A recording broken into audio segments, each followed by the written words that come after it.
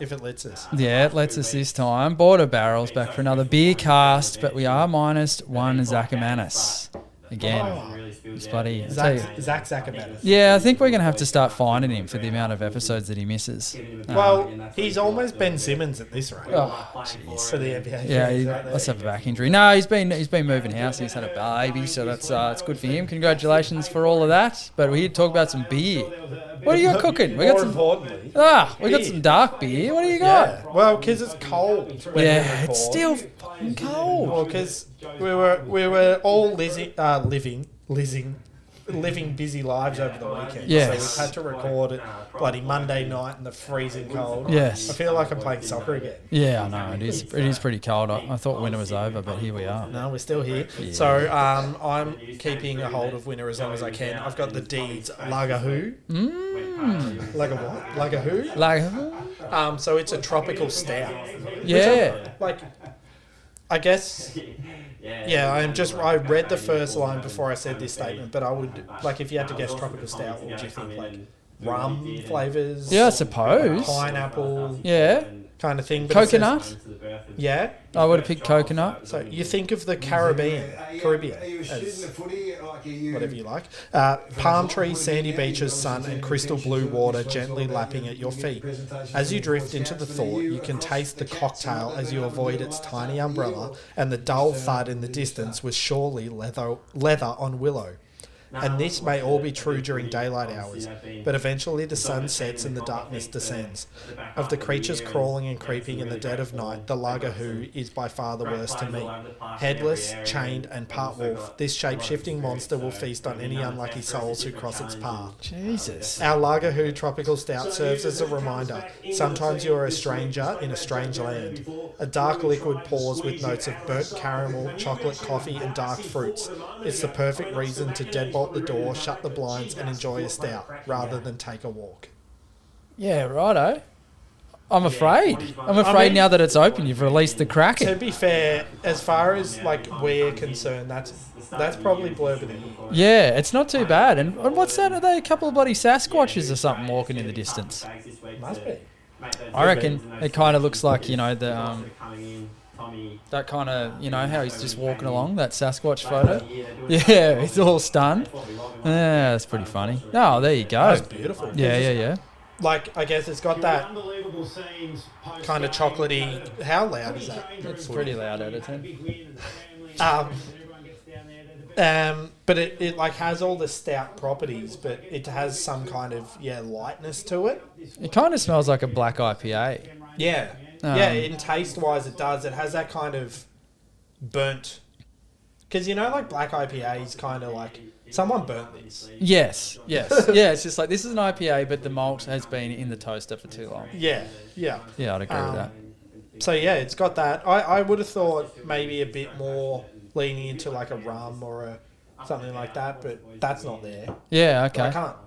I can't fault it for that. Yeah. Maybe that's just what I was expecting. What's the percentage? Did you say the percentage? No, I didn't. It's, where is it?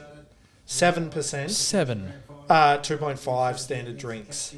Yeah, fair enough. Oh, never had a tropical stout, so we've never had that on the pod, so that's good. Well, and it feels like something different for them. I know they do darker beers, but everything I've kind of experienced dark from them recently has been part of that, barrel-aged range. Yes. We mentioned them all the time, once more into the fray, Yep. Infernal Agreement to Build a Fire, and the other one. Yeah.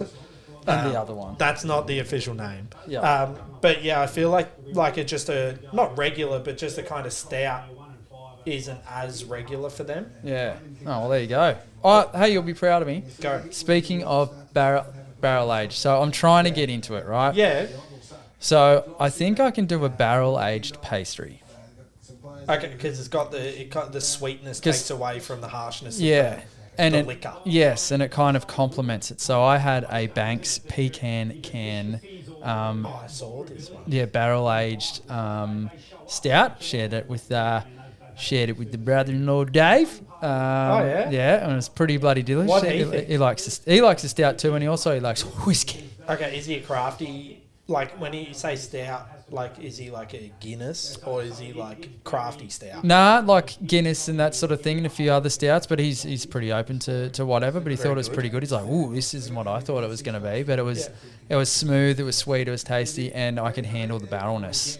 Because of the sweetness. Yeah, because of the sweetness. I thought, I looked at it, I'm like, I'm going to give that a try because I think it's going to be sweet and it might be all right, and it really was. It was fantastic. I think it's bloody... The percentage is pretty high from memory. Did you mention the what barrel was it in? I believe it was whiskey? in one of those barrels that Donkey Kong used to throw around, I think. Yeah, it must have been filled with bananas, perhaps. Probably swooshed. So it's 10%. Yeah. Bourbon barrel, which is even bigger for Simon because bourbon is my arch nemesis. Well, see, like I like whiskey. Yeah. I still don't know why, but much like beer, I'm like, this is good. Yeah. Don't know why, but it's good. Yeah.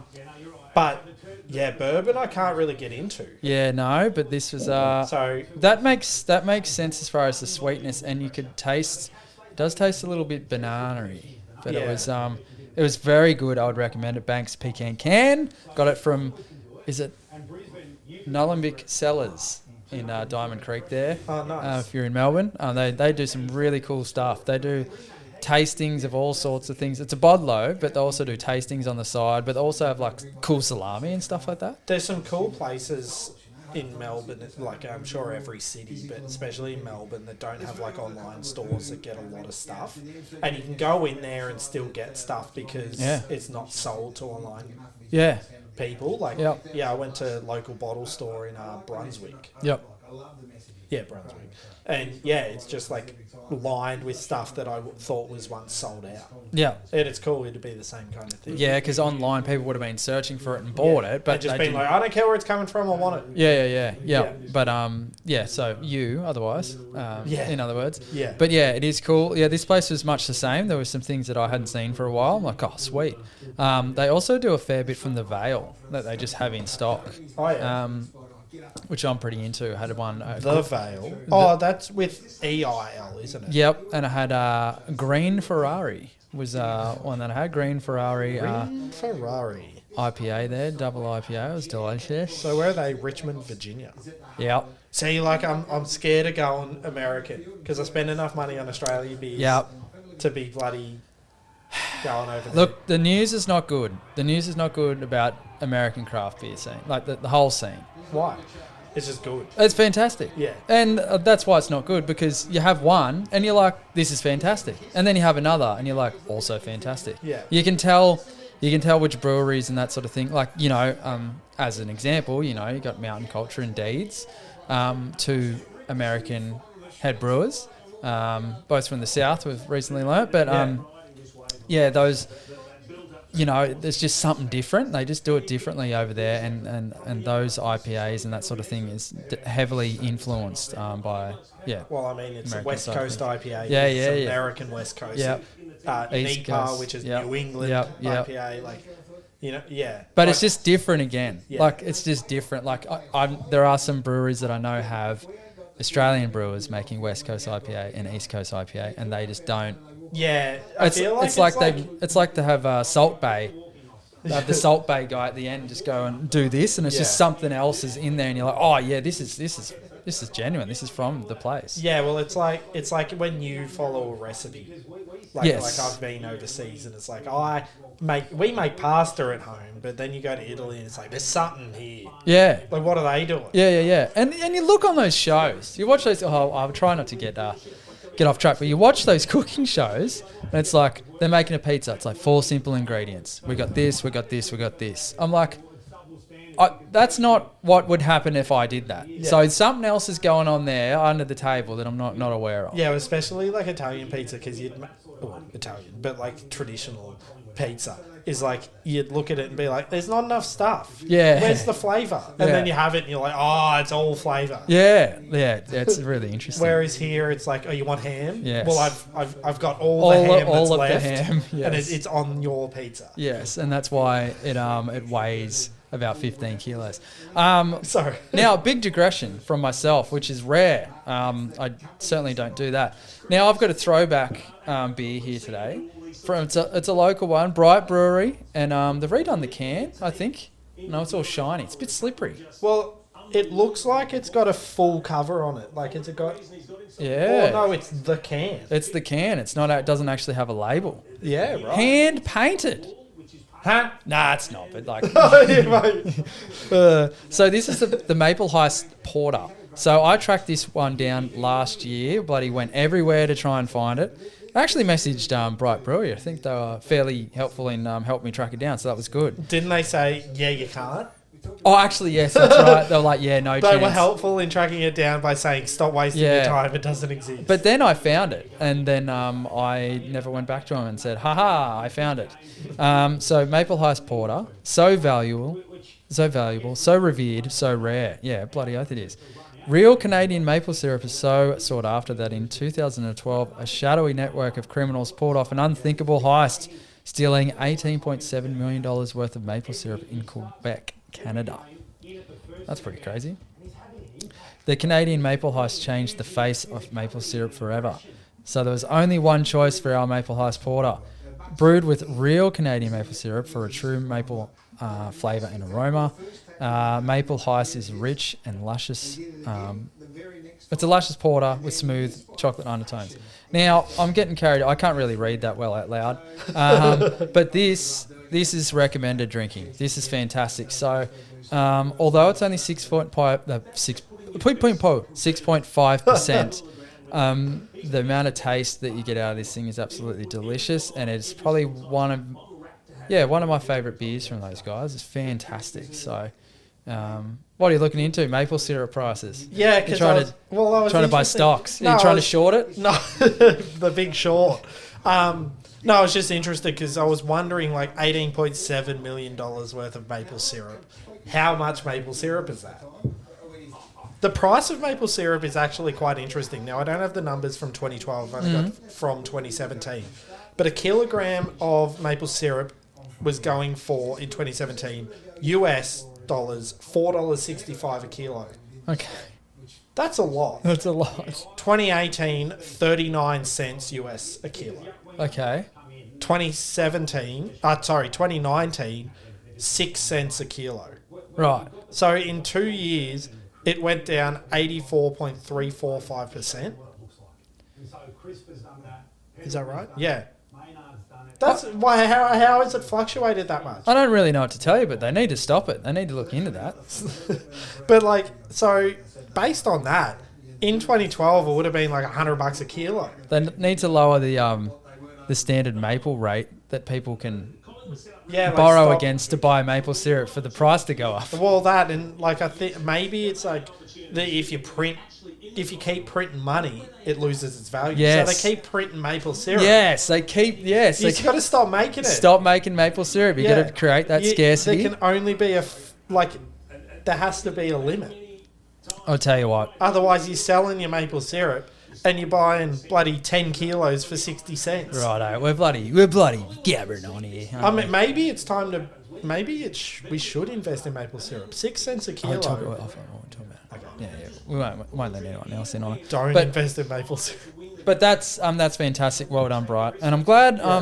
I thought it was going to be a one-time thing. I'm really glad that they've brought it back out because it's fantastic. I feel like COVID kind of helped a lot of breweries with doing limited editions is really cool. But like people want to try beers and you miss out. Yes, I've got something on that. So a lot of breweries with their they do a lot of limiteds and there's a cost to putting them in the can, right? So they do them on tap at the brewery. They don't really advertise it. If you come in, you'll probably have it. Yeah. If you don't come in, you might not have it. And that rate of sale will be dependent on how many people see it. And I think you're right. So they couldn't do that for that period of time. So little things like also Bright Brewery did the lockdown haze. Yeah. Can't get it anywhere. Yeah, right. It was just coming off the shelf. So that would probably be one. It wouldn't be called lockdown haze, but I reckon there's a lot of breweries that do Black Hops is classic for it. They do a lot of on tap only beers. Yeah, tap room only. Yeah, but if they put that in a bloody can, I reckon it'd sell out instantly. But it's not necessarily the what they're aiming for anyway. But I think it could be the reason why they've done some reissues. But this is fantastic, and I like the can art too. Whoever did that. Well, I know like Mountain Culture, for example, with the Be Kind Rewind was always a limited, and then it's just so popular. It's like, we'll make this call. You know, like I feel like Deeds as well, like the Conductor's Reserve the porter that they did. Yep. That got redone this year. Yep. I'm looking at the wall here. The Survivor type got redone. I saw that. Fortune and Glory.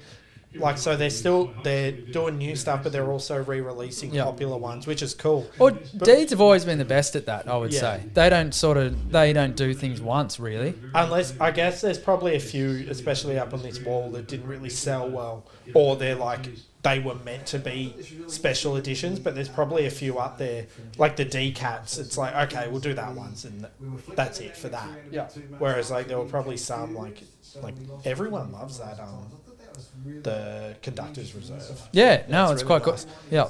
Yeah. The other thing I was going to say about tap room specials, do you reckon they do them with like a test in mind? They're like, let's chuck it on tap. People that are coming into the brewery, they can try it, and if everyone comes back and it's like, this is great, then in 12 months' time it'll show up in cans. Well, I think we spoke to Larry about that. I think he touched on that when we were talking to Akasha. And he sort of said, yeah, it sort of is a bit of like, well, if we're going to do one, we'll throw it on at the tap room, and then we'll see how it goes, and we might do a reissue or whatever. Yeah. But it does depend on location, doesn't it? Because if you're there at 5 Dock, you get a pretty good location there. A lot of people drop in, whereas we can't do that in this shed. No, but the other thing I was going to say, like with that, like putting it on the tap room, is inherently there is and you pay for this at pubs. This is why they charge more for beers on tap or like having a can at the pub than taking it away. Is like the experience of being in the tap room itself enhances the beer. Yes, it doesn't. The taste is still the same. In your mind is better. So it'd be hard to gauge that. Like if Bright put the Maple Ice Porter on without ever having released it in cans, only for taproom only, you're going to be like, this is a great beer, but can we talk about Bright Brewery? Like, how nice, on the river there, what a beautiful building, you know what I mean? And then they might bring it out in cans, and you have it at home, and it's like, definitely not as good as in my living room. Yeah, in your bloody... Unless you're watching a really good show or you're listening to the Border Barrels podcast. Oh, exactly. The Border Barrels podcast certainly enhances any beer. I think that they've ranked it. They've come out and said Border Barrels, and then House of Dragons actually second. Yeah. And Rings of Power is third. So we're still leading the way. And Tybo by Billy Blanks is fourth. I don't know what that is. Oh, this is fantastic. For those who are listening to this that know what Tybo is, you'll be laughing. Isn't that like a martial art? Oh, it's everything. It's not a TV show, but it's just what I came up with. Have a look. Tybo.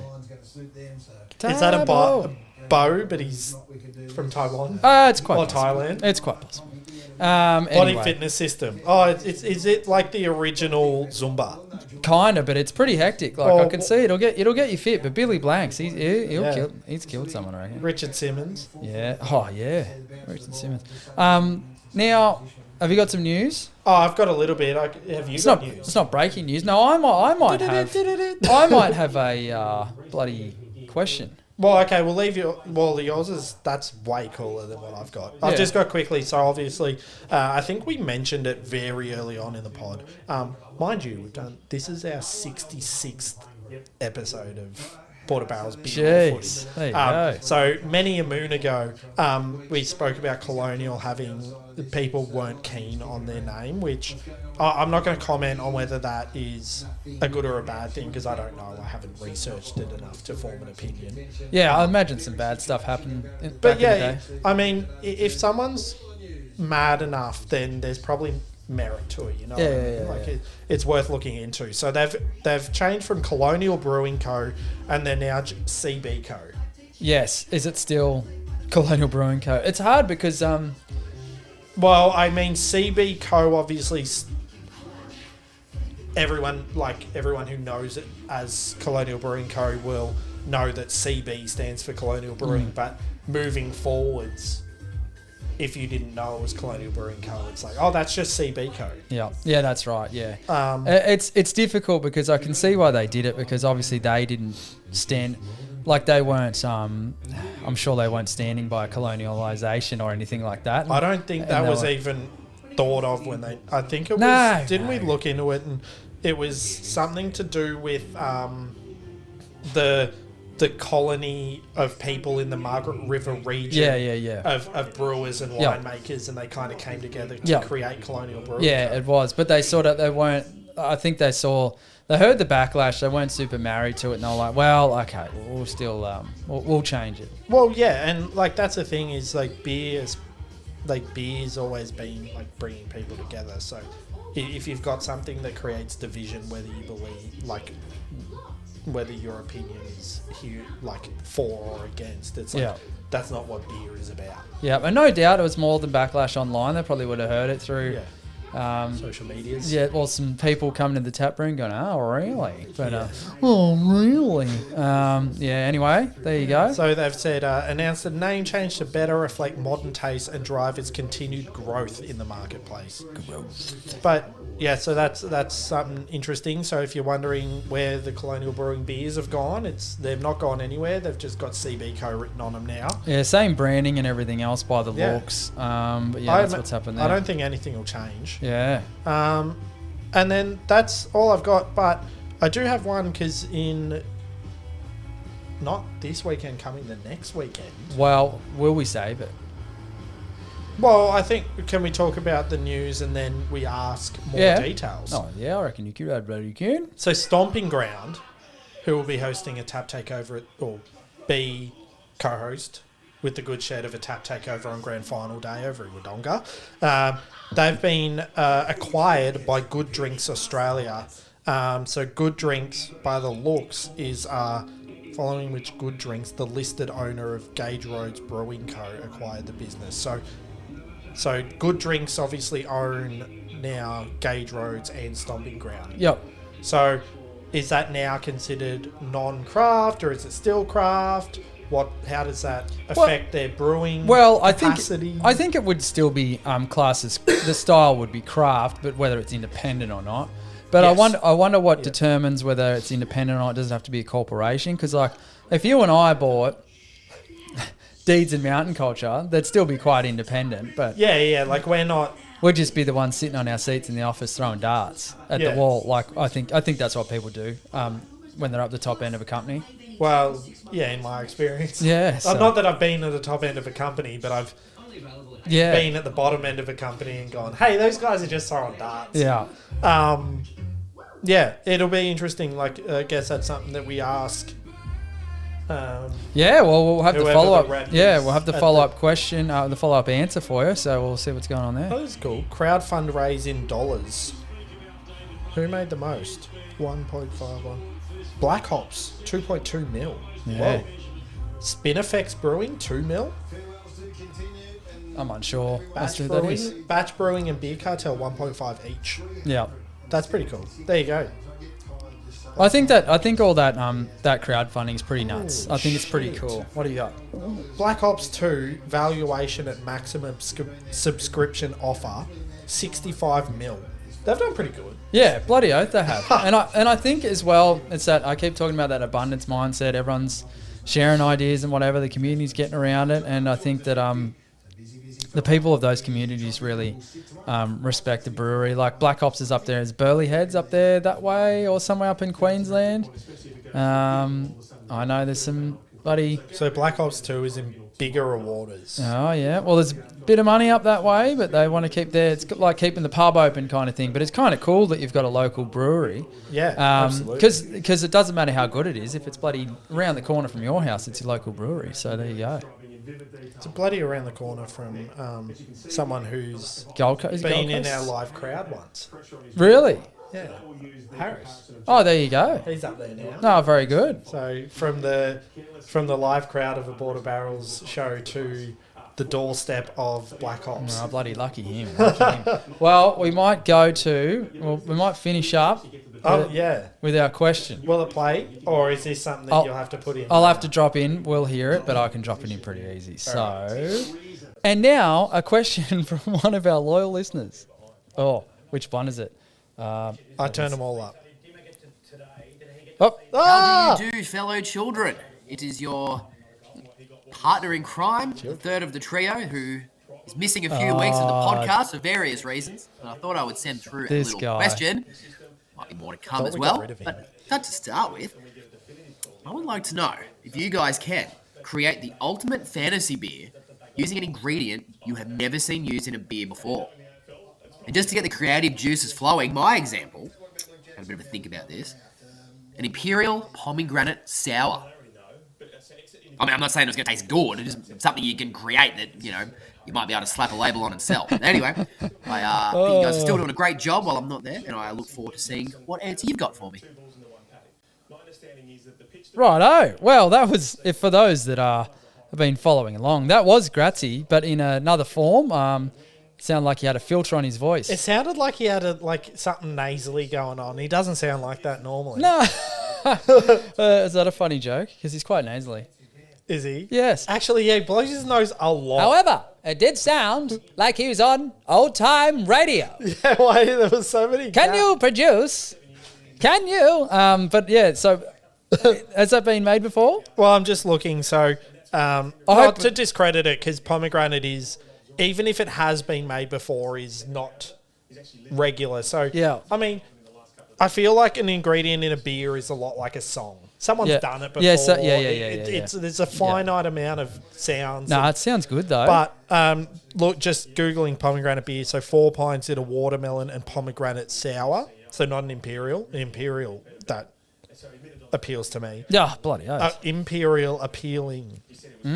Pirate Life apparently have done a pomegranate fruit sour as well. Okay. Well, what would you do off the top of your noggin? See, but I feel like he had time to prepare for this. No, but that doesn't matter. It doesn't have to be good. What do I like? I guess is the thing. Like, what do I enjoy eating? Yeah. That would correlate, would work well in beer form. This is going to be horrible. Yeah, no, it's horrible radio. It's a good one. There's going to be a lot of dead air while I think. Yeah, well, I'll give you one. Timer. I'll give you one. I would love for someone to do. So I've got a couple of them. Yeah. So I love those red lint bombs. Yeah. The little circles, whatever they are. Yeah. Which ones are they though? What's the red one? The red one's just chocolate. It's just bloody delicious chocolate with the soft center. Yeah. I would love for someone to do a big imperial chocolate stout with lint. I haven't seen that. Yeah. The other one would be my favourite chocolate, right, at the moment, Caramel Twirl. Yeah. I'd love to see Caramel Twirl Imperial Stout. So you're more like specific chocolates. Well, yeah, I was just thinking, well, if I was to make one up, I was just thinking of things that hadn't been done.